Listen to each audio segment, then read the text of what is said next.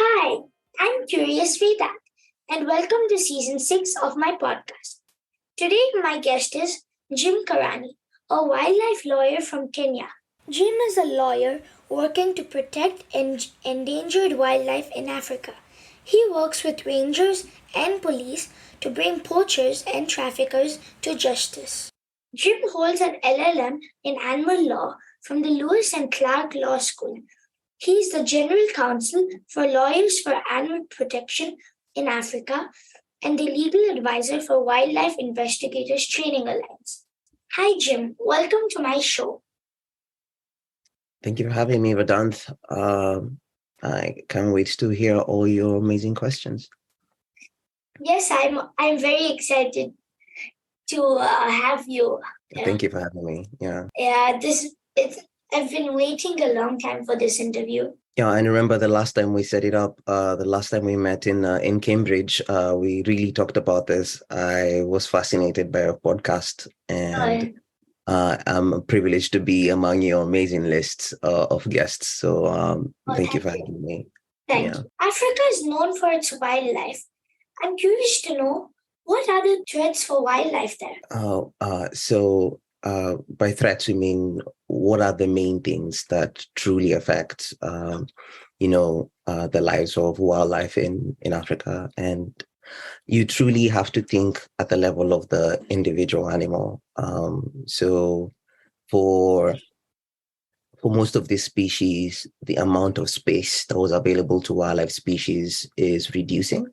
National parks are shrinking because they've been affected by climate change or by, human population.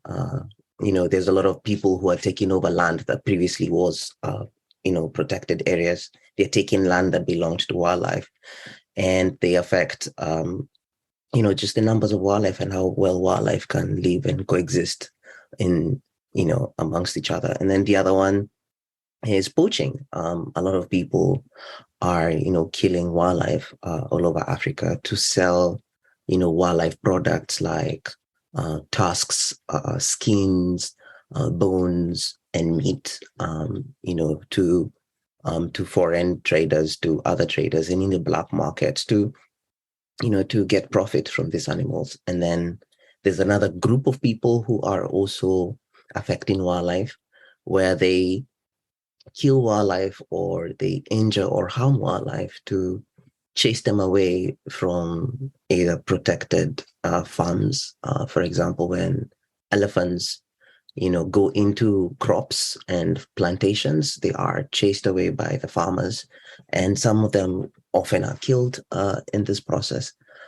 So I will say the loss of habitats, the poaching of wildlife, and the killing of wildlife in conflict is one of the leading threats to wildlife in Africa. Yeah, national parks are shrinking because, for example, in the US, I've been hearing news about loads of forest fires in Yosemite and all those other really, really big national parks. And I think about all of those animals over there, all the different species over there that might have suffered from this fire. And yes, it is very sad. Yeah, it's very sad. And then, when you also think about what happens in national parks, like also in India too. I'm pretty sure you've been there. You will see how much the numbers of wildlife are increasing, but the space they're in is decreasing. So wildlife have nowhere to go. So this is a huge challenge. And I'm happy that you've been able to see national parks in America. So you've been able to see also they have the same challenges that Africa and India and other parts of the world have. So the shrinking of national parks and also, being brought about by climate change too is a big issue. Much of the national parks now are being heavily impacted by drought, And wildlife just have nowhere else to go. And as a result, most of them die. We've seen a lot of decline and ecosystem crashes because of this. Yeah. Yeah, in Singapore, I've been to like a bunch of national parks. In fact, there's one like a 5 minute walk from my house here, and over there are loads of animals. Like, and in the zoo, which is also quite close to my house, they have all these different kinds of animals. And for the birds and all in the zoo and the Mm, bird park, they're mm, not enclosed. They just roam free. Same with the monkeys. So they mm. actually are allowed to just leave the zoo and roam around. But the reason they stay there, I think, is for the food mainly. Huh? Mm. And also because I think they stay in the zoo because they are held captive in the zoo. I don't like zoos myself for that reason. I usually love just seeing animals in the wild, and I think that's the same challenge you faced. So it's great to know that you feel the same way about zoos that I do. Yeah. Yeah, Yeah. like in India, there was this zoo. I went there, and all the animals were in cages. But in Singapore, the zoo, none of the animals are in cages. They all roam. Yeah. Well, I think there's some zoos out there that have really done a lot of work to give wildlife space and give wildlife the creature comforts they will get in the wild. But we can never replicate what the wild looks like. We can never do that. It's impossible to do that. And I understand that zoos are set up for academic purposes to teach people about wildlife. But I truly believe with advances in technology, I mean, Vedant, we can truly use holograms as opposed to using live wildlife to teach about wildlife. I believe we can fall in love, like I fell in love with animals I've never seen by watching them on TV. So I think it's possible to use technology to take, and then remove animals from captivity. I don't think we really need animals in zoos. So over time, I think this will change. Yeah, I like. Yeah, technology has really advanced, and we can use it to help animals. Like the reason you and me can do this interview now is because of technology. Yeah, So, right. so if humans can use it properly, they can save animals. Yeah. And even better, using technology, we can bring back animals that were extinct. And I think we can bring them to life. Like you can imagine what we were able to do with Jurassic Park movies. Uh, just imagine if we were able to do that with holograms. And I feel there are zoos out there that have embraced the use of holograms and this technology to simulate wildlife and to be able to teach people about wildlife. Because you've been to zoos. Zoos are very depressing places. I mean, oh my God. I mean, this animals are super depressed, and I just don't think animals deserve to be in captivity. They just deserve to be in the wild. Yeah, yeah, that's what it's like with like all the other zoos. I've been to like main. I've only been to like two zoos in India and in Singapore. In Singapore, the animals look really, really, really happy. Like they must be enjoying their lives there. But in India, no, they're all held up in cages. And same with, and I don't like going to aquariums too. I hate aquariums. And part of my job as an animal lawyer is to make sure that, um, you know, at least protection standards for animals across the world are standard and they're similar and they're better. I mean, you're saying an animal in Singapore is having better treatment than an animal in India. And the biggest question for me will be why. You will notice that in India, despite culturally and religious context being animals are protected and they are godly, their standards for animal protection are very low as compared to, say, Singapore. So it's our job to make sure that the laws in India match the laws in Singapore to ensure that if I move an animal from Singapore and take it to India, I'm not taking it to misery. I mean, it's the same way when you fly across the world and we meet across the world. You share the same creature comforts that you share in Singapore because the laws are awfully similar, but it's not the same for animals. So this is part of what I do. Yeah, it can be very depressing sometimes to go to zoos and see those animals. Why do people engage in poaching? Don't they see the tourist potential among other benefits of animals being alive in Africa and other places in the world? Well, that's a good question, Vedant. And I think my answer would only be limited to, maybe just two things. One, people poach because some of these endangered species have amazing, or how can I say, very high prices in the black market. For example, ivory tusks, rhino horn, leopard skins, leopard teeth. Um, all these products have incredible prices in the black market, $10,000, $20,000 a kilo. Sometimes, say, for ivory now, it's down maybe to $500 a kilo. I mean, this is a lot of money for what are, animals that are very easy to poach. So poachers look at wildlife crime and generally the killing of animals as a high profit, low risk activity. So they engage in wildlife crime because they know they will not get caught and they will get a lot of money for it. So profit is one of the number one reasons as to why. The number two, subsistence. In some parts of Africa, especially in some parts in Kenya, where I'm from, there are communities that live along, within, and inside national parks and protected areas. These people, from time to time, take down wildlife as a form of subsistence, either for cultural reasons or purely for subsistence reasons. And this is technically exempted and allowed in the law, despite it being problematic in terms of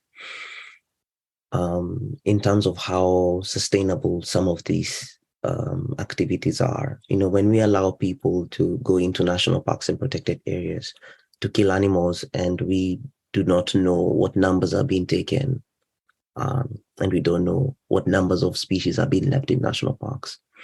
In short, where there exists no monitoring or quota system to determine what is being taken and what is being left, we can't tell whether subsistence hunting is actually sustainable. So those two, subsistence and for profit, people killing wildlife to sell them in the black market. And then, of course, people killing wildlife for cultural reasons or as for food. Yeah, because same with ivory. I've heard that like on the internet, on the black market, ivory is really expensive, and in the news I was reading that I think Singapore or some country in a shipment found like a whole bunch of ivory, elephant tusks. Mm-hmm. Yeah, it's actually it's also part of what I used to do and part of what I do till this day. Working with a nonprofit in Kenya, we were able to follow up on major ivory trafficking in East Africa, and we will go for this undercover operations and find these containers full of ivory inside, tons and tons of elephant ivory, like maybe a ton or two of elephant ivory. When you really try to understand how much all that ivory is, I mean, these are hundreds and hundreds of elephants that have been killed to, create this amount of ivory that's been carried in these containers for the black market. So it is ridiculous the amount of wildlife crime that happens. And I was reading a report recently that was saying that there are estimates that up to 7,000 different species every year are being traded. 7,000 different species are being traded. And then this is upon the thousands and thousands of dollars and millions of dollars that are involved in this trade. So it's huge. It's a big deal. Yeah, Yeah, that's why I thought of an idea. Maybe like when people go into protected areas to poach, there should be like a security guard, and when the poachers come out, they should pay the forest, like the environment agency or the wildlife agency for like a few $100 or $1,000 for each animal. Well, yes, that is the model, and that's what often happens. That is what is supposed to happen, but it doesn't happen in most cases. And this is why animals end up in the black market. You're very right. You're right about that. Yeah, that needs to happen. It's a good suggestion. Yeah, and I can't wait for it to happen. Yeah, I wish it was possible to protect national parks to that level where we will know who's entering, where they are entering through, and with what. But some of these national parks are massive. They're massive. So it's a huge challenge to do that type of that type of protection perfectly. It's a huge challenge, but still, I wish, just like you wish, that that was done well. Yeah, and and speaking of ivory trade, Kenya has a lot of elephants. Does ivory trade still happen? And if it does, what are like some of the estimate numbers of elephants killed? Oh, so up until recently, poaching in Kenya was very high. We were losing up to, I think, up to 5 elephants a day, up until maybe around the year 2000. Then after the year 2000, a couple of things changed. Laws changed. Rangers were trained. National parks were better protected. And as a result, up to this day, I think the government released information that Kenya had the lowest record of elephants poached, with elephant poaching going down by 80%, reducing by 80%. This was huge, but still, I think it covered up the truth about elephant poaching in Kenya. Um, a lot of elephant poaching in Kenya goes unreported. A lot of poaching in Kenya goes uninvestigated. And this is what we call the dark figure of crime. It just disappears. It's just something that happens. And then, of course, up until recently, the main challenge to elephants actually has been the drought, with many of the elephants dying because of the drought, lack of pasture, lack of water. But the statistics, as up until last year, the most recent statistics we have, is that poaching in Kenya has reduced by 80%, to less than 50 elephants a year. And then in different parts in Africa, poaching has increased. Some places poaching has gone down. So it depends by the level of protection that you just said, that they put in national parks. So if you have poor protections, more elephants die. If you have less protections, you can't protect the elephants, poaching rates go high. So in Kenya, poaching went down. It's very low. I think we're now up to maybe less than 50 elephants a year. So, but still, that number is too high for me. It's very high. I think the number I'm willing to take is 0. So I don't know about you, man. I just 50 is too much. I know, right? Yeah, yeah, like what you said, 50, even though it might be better from other places, still is a lot. 0 probably won't happen until a few years. What are the challenges in getting poachers punished? Oh, one, catching them. They're such slippery characters. Oh my God, they are so complex, so sophisticated. Um, they have amazing ways of smuggling ivory across East Africa. We've seen them hide it inside the coffee, and they export it inside coffee bags. I've seen them hide them inside stones and agricultural products for export, and I've seen them hide them in in tourist luggage, like someone puts an entire ivory tusks in your travel luggage when you're traveling, and then they take it at the airport, at the next airport. Fascinating. One of the biggest problems and challenges is getting them. Once they're arrested, they have so much money with them that they're able to bribe their way out of an arrest. The other biggest problem is when we bring them to court, sometimes it's very hard to get them jailed because some of these laws that protect wildlife are not strong enough. And then another challenge as to why we truly cannot stop poaching is just the amount of money that is involved in this trade. Poachers are able to pay their way out and bribe their way out of most law enforcement actions. So that's a huge challenge for us. Yeah, but how do they fit ivory into stones? Sorry, I didn't really explain that really well before. So there are these tiny stones that are usually exported for construction. They look very beautiful on the side of most buildings. I'm pretty sure you've seen this when you in your travels, India, Singapore, tiny stones for export. So those tiny stones are put inside a container, but when they're being packed, they also sneak in ivory in there. So they just cover it all up with those stones and just send it for export. So it's impossible for someone who is checking the containers to open every single container and check whether every single container has ivory inside. Yeah. Yeah.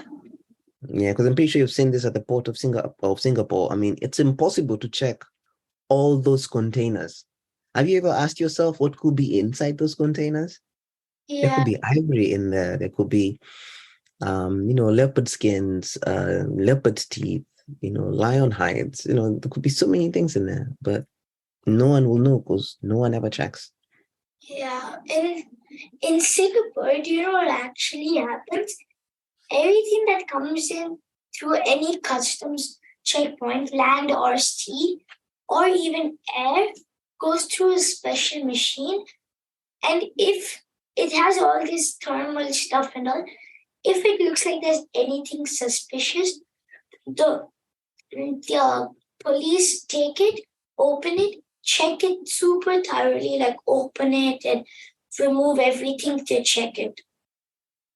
That's amazing. That's another way of using technology to detect wildlife trafficking. I mean, always remember this. We in Africa don't have much of that technology, and where we have it, it is often compromised. For example, the guy who's checking the scanner could be bribed not to check very well, so he won't check. So you could have an entire system that is checking and detecting, but the guy who's supposed to um, trigger or alert law enforcement that there's something wrong, if he's bribed, then everything fails. So that's good for Singapore. I wish everybody did that. I really wish everybody did that. Yeah, yeah, me too. I wish everybody did that. And because when you said they hide it inside stones, I thought, wait, what?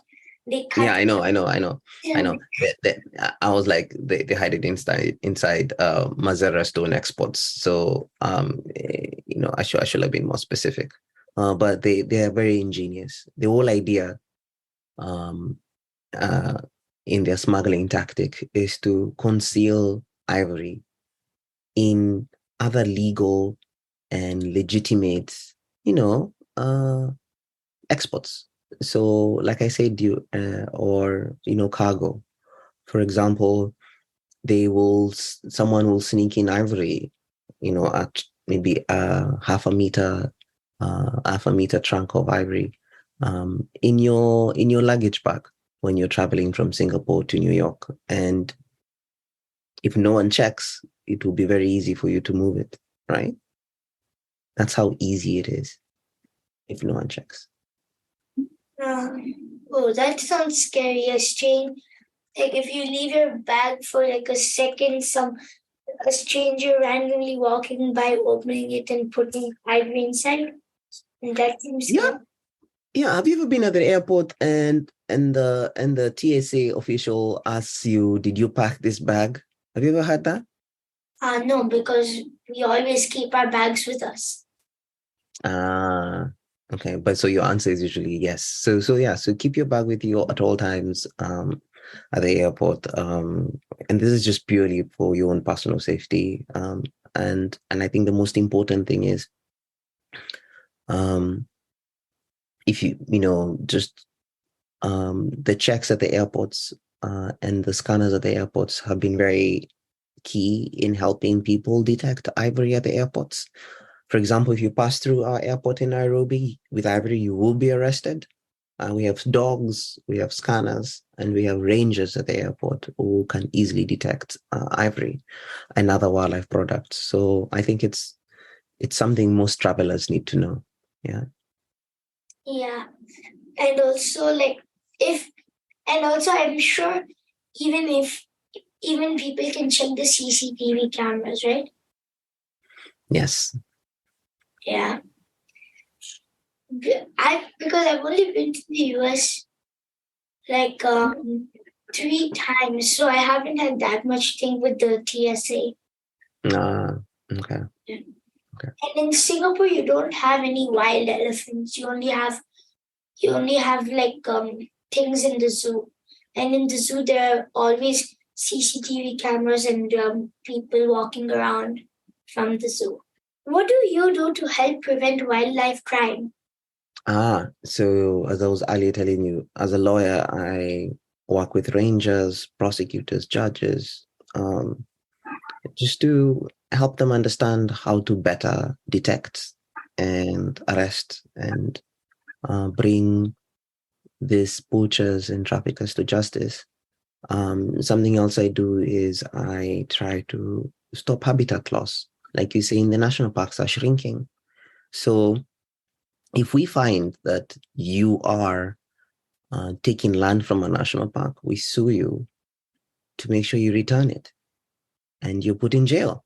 So this is something that we do to ensure that the space that wildlife exists in and wildlife, are protected. Yeah, it needs to be protected. What are some of the biggest challenges you face? Because you're a wildlife lawyer, and there must be loads of challenges. Yeah, I think there are many challenges, but I will only speak about one challenge. People don't care about animals. Just people don't. People pretend they do. Um, People are not willing to do what is necessary to protect animals. People are not willing to understand that these animals and us, we share the same story, we share the same history, we share the same planet. I I hate that a lot of us don't understand that we don't have a right more than a hyena or a snake or a bird has to live on this planet, and we can't decide what gets to live and what gets to die. Yeah, I think everything wants to live, and I don't know, I feel if people loved animals as much as they claim they do, we will protect them better. And then, you know, uh, people only protect what they love, and people only love what they know, and people only know what they either find out or what we tell them. So I feel there's a there are two things I'm taking away from this. We need to teach people about animals, and also people need to be receptive to the message about animals.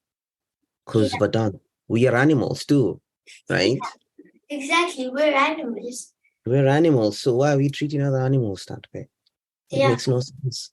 yeah. Well, and I also don't understand because I'm the only vegetarian or vegan in my school, and I ask people, "Do you love animals?" They say yes, but every day at lunchtime, I see them eat either egg or meat. Yeah, and it is very confusing. And sometimes I don't tell this to them, but now I think I will start to. But I think like we're animals we're animals too. Imagine if somebody was killing us and eating us. Yeah.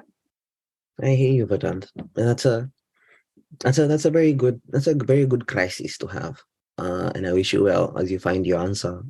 Have you ever talked to somebody about meat and watch them fight it? They fight it a lot, right? They go like, no, this animal, it's given by God to me, but why did God made hamburgers so yummy? I'm like, no, like the Yeah. amount of animals that have to die for for this to continue happening, and then the impact on the climate. Oh my God, it's incredible. Oh yeah. Like I saw this thing on Netflix, like again about fast food, and it said that like a big portion of the greenhouse gas emissions actually comes from the meat industry, because for cow meat and other stuff like that, when cows fart, which they obviously need to do because they get fed so much food so that they become plumpy. When they fart, they release methane, which is bad for the environment. Yeah, I think you watched Cowspiracy. It's an amazing documentary. You should watch also. Just try and watch Cowspiracy too. It's an amazing experience, amazing documentary that highlights the impact of the agricultural industry, especially the the dairy farm industry and the meat industry impact. Now, I think you're talking about the methane, but you need to look at the poop, the actual cow poop itself. It's really, really, really bad for the environment. It pollutes soil, it pollutes water. I mean, these are other parts that people don't look at. The amount of water sources that have been polluted by this is incredible.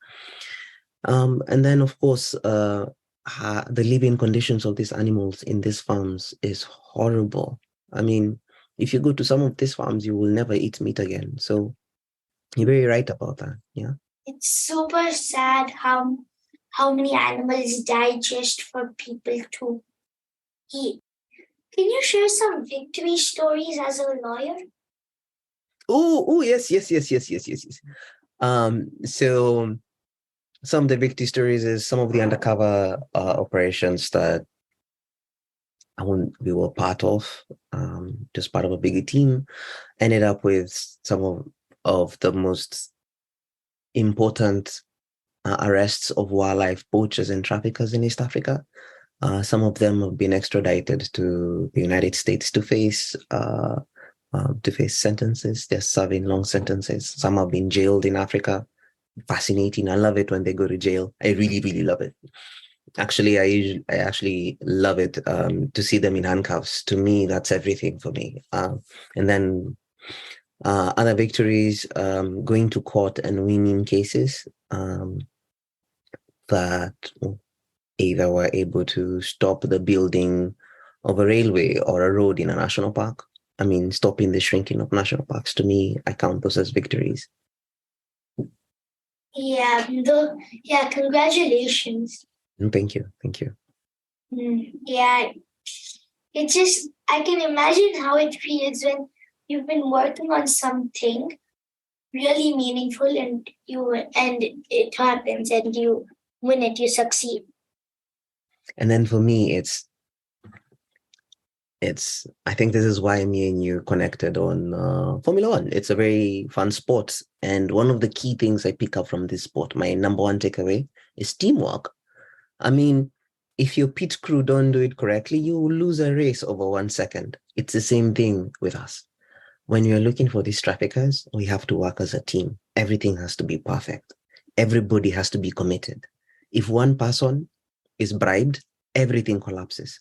If one person messes up or doesn't do the correct thing or doesn't collect the correct evidence, doesn't keep it well, everything collapses. It is a testament to teamwork.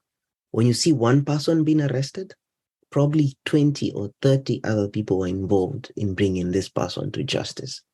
So when I see that happen, it's the teamwork behind it. Yeah. To me, a team is everything. And the team dynamic, working with a team that is passionate about what they're doing, is so much fun. It's so much fun. Yeah, and it's like a Jenga tower, right? Like you do one wrong move, you mess up, the entire thing collapses. Yep, I completely agree with you. Yeah. I know that Africa is really, really, really big on wildlife tourism. Like I'm learning about South Africa now in geography. And like there are loads of big national parks like Kruger National Park and the Big Five, like, and it's like really popular with wildlife tourism.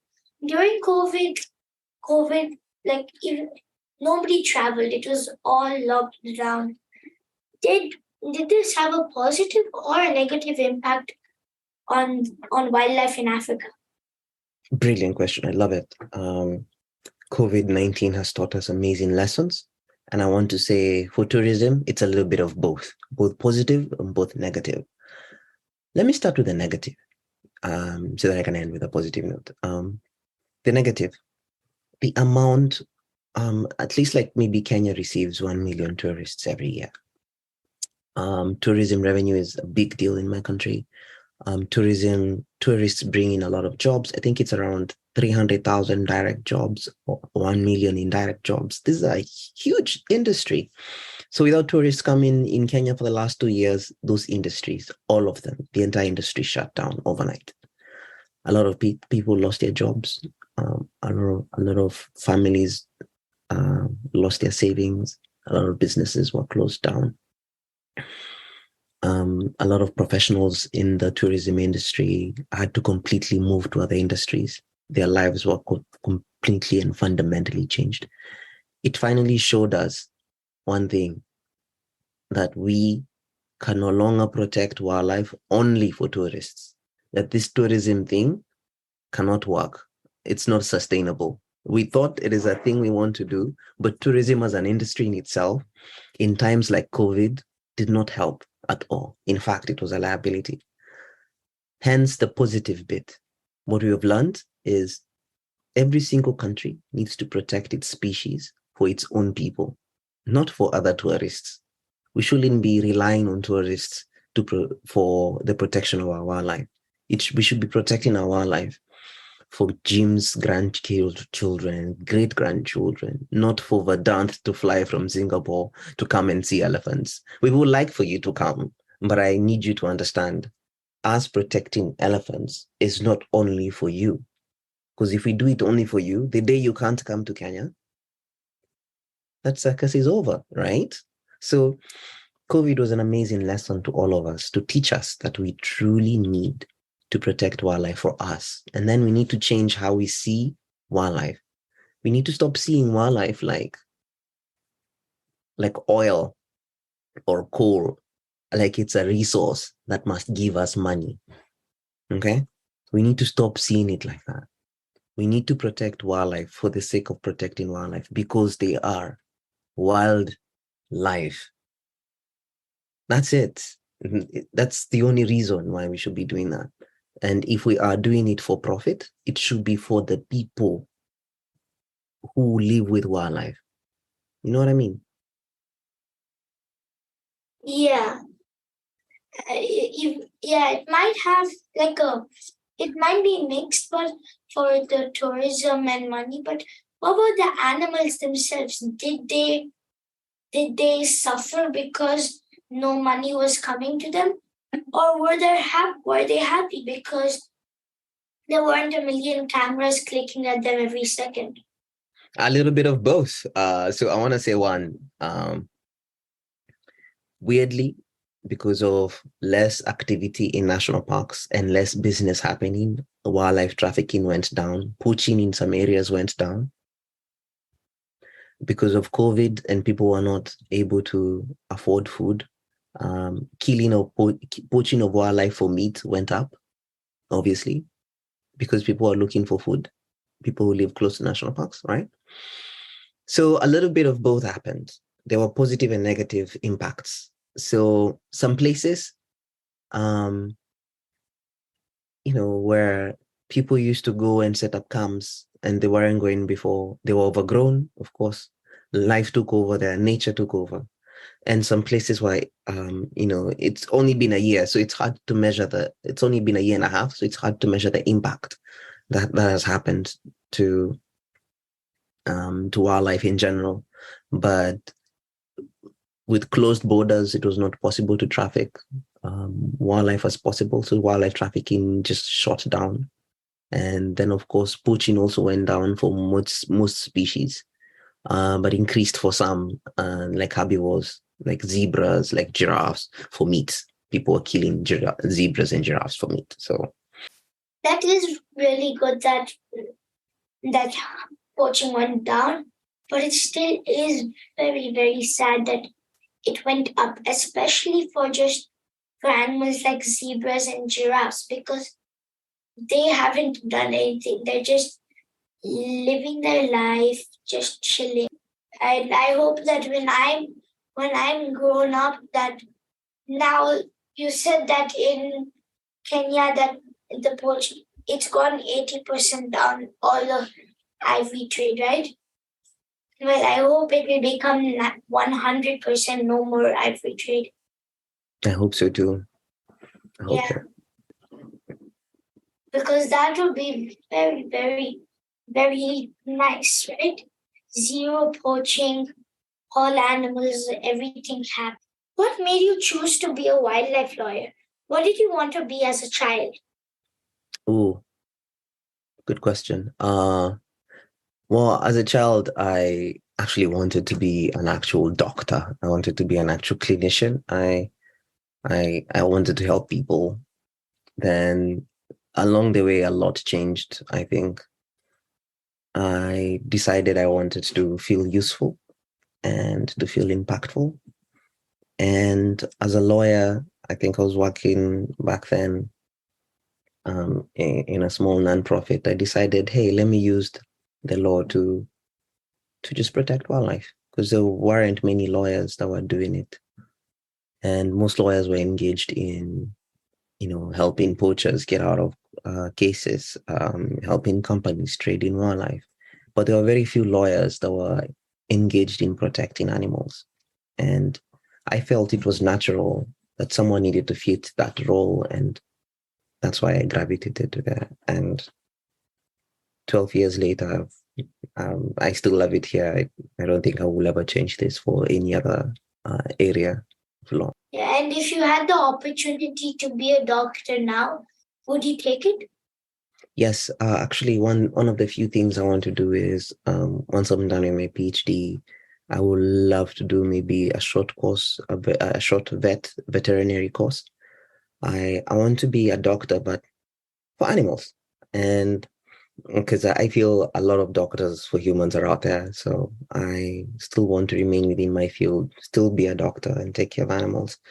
I think when I get older, I want to run a small shelter, or at least a shelter where I can keep, animals that are either seized or collected in most of these cases, and hopefully rehabilitate them and give them a better life or release them back to the wild. So it's something I want to do in the future. Yeah, and that actually sounds fun. And if you do that, I'll make sure to visit your shelter. So thank you so much for coming on my show. I really, really, really enjoyed talking to you. Like always, Vedant, it's fun talking to you. I'm looking forward to talking to you again soon. Thank you so much for having me. Yeah. Yes, thank you for coming. Dear listeners, follow my Facebook page, Curious Vedant, to get updates on my upcoming episodes. To listen at leisure on your phone and get notified about future episodes, subscribe by searching for Curious Vedant wherever you get your podcasts, such as Apple Podcasts, Spotify, Stitcher, Google Podcasts, and many more. You can also listen to my show on curiousvedant.com. Thank you for listening to Curious Vedant, and don't forget to rate and leave comments.